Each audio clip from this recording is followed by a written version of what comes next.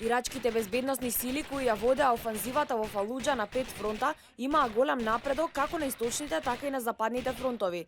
Тие успеале да ја повратат контролата во некои области во Гарма по должината на североисточниот трап на Фалуџа, која за исламска држава е клучна област за снабдување, со помош на засилени воздушни напади, подпомогнати од САД како и тешка артилерија. Шиитските сили на народната мобилизација и ирачката федерална полиција, кои се дел од војната операција, напреднале неколку километри во градот од источната страна.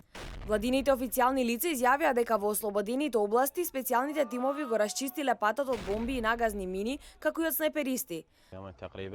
Повторно ја освоивме оваа област пред 2 дена, а потоа напредувавме и до Гарма. Екстремистите имаа изградено бетонски ѕидови, ги урнавме и ги истеравме непријателите. Екстремистите сега се служат со ракетни гранати и снайперисти како отпор на нашата офанзива, но ние веруваме дека наскоро ќе ја повратиме контролата во Фалуџа. Владините војни трупи поставиле касарни во ослободените области на источниот фронт и полека но сигурно напреднуваат кон центарот на градот. Напреднавме во Ал-Сиџир, која е последната клучна област меѓу Фалуџа и Гарма.